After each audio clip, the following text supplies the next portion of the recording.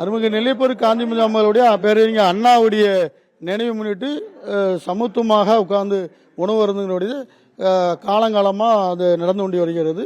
ஒரு 12:10க்கு நாங்களும் சபாநாயகரும் ஐயாவும் வந்து உட்கார்ந்து காந்திமதி அம்மாளுடைய பூஜையை முடிச்சுட்டு அந்த காந்திமதி அம்மாளுடைய சேலையும் நெல்லையப்பருடைய வேட்டியும் எடுத்து அவ்வளவு கொடுத்து விட்டு உடனே 12:20க்கு நாங்கள் வந்து உணவு இருந்ததுக்கு சமத்துவமாக எல்லாரும் நீங்கள் பார்த்தீங்கன்னா அதில் தெரியும் அனைவரும் உட்கார்ந்தார்.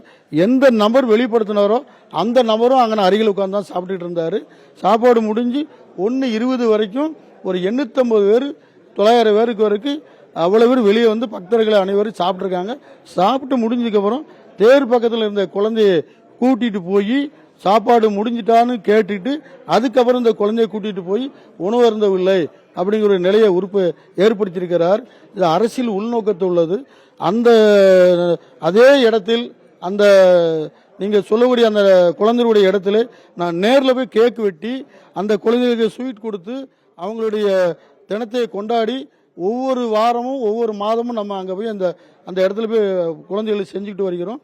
அதே மாதிரி தமிழ்நாடுடைய முதலமைச்சர் வீட்டிலே போய் உட்கார்ந்து அவங்க வீட்டில் உணவு அருந்திட்டு வந்தவுடைய வரலாறு உலகத்தில் எங்கேயுமே கிடையாது. அப்படிப்பட்ட எங்களுடைய திராவிட நாயகனுடைய நிர்வாக ஆட்சியில் நாங்கள் நெல்லையப்பருடைய ஆலயத்தில் உணவு முடிந்ததுக்கு அப்புறம் தான் அவர் கூட்டிகிட்டு போய் என்கிறார்.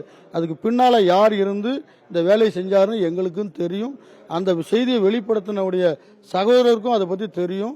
வேணுக்குன்னு என்று எலெக்ஷன் கிட்ட நெருங்குது, இப்படி ஒரு நிலையை உருவாக்கணும்னு நினைக்க உருவாகி இருக்கிறீர்கள். ஆன்மீகத்தில் நீங்கள் விளையாடாதீர்கள். நீங்கள் அரசியல் பேசுங்க, அரசியல் பண்ணுங்க, என்னன்னாலும் இது பண்ணுங்க. ஆனால் ஆன்மீகத்தில் நெல்லையப்பருடைய காந்திமதியுடைய ஆலயத்தில் புறக்கணிக்கப்படுங்கன்னு சொல்லக்கூடிய அந்த நெல்லையப்பர் காந்திமதி தம்மால் தான் உண்மையில கேட்பாபிள். அந்த நபர் யாருன்னு எனக்கு தெரியும். அவர் ஒரு மதத்தை சார்ந்தவர். அவர் வந்து வேணுக்குன்னு அதை பண்ணியிருக்காரு.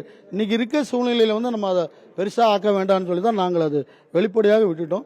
ஆனால் அவர் அதை அரசியல் உள்நோக்கத்தோடும் மற்ற கட்சி மற்ற இன்னைக்கு ஒரு முன்னாளுடைய கவர்னர் கூட அந்த செய்தியை ட்விட்டரில் போட்டிருக்கான்னு சொல்லுறாங்க. அவங்க உண்மையான செய்திகளை கேட்டு ஆன்மீகத்தை நீங்களும் வழங்கக்கூடிய ஆட்கள் அதை தெரிஞ்சிருந்து இங்கே இந்த செய்தியை வெளியிடணும். தவறான செய்தி அப்படி உடைய நிலை இல்லை.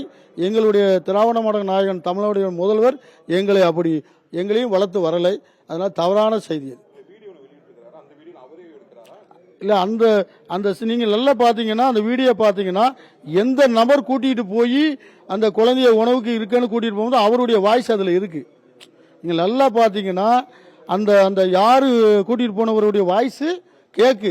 உங்களுக்கு சாப்பாடு இல்லைன்னு சொல்லிட்டாங்களா, வெளியே போங்கன்னு சொன்னாங்களா அப்படின்னு அந்த குழந்தை சொல்லுது. அப்படின்னு இல்லை, உள்ளே வந்திருக்கோம் அப்படின்னு தான் சொல்லியிருக்காள். வந்து எங்களை வெளியே போங்கன்னு யாரும் சொல்லவில்லை.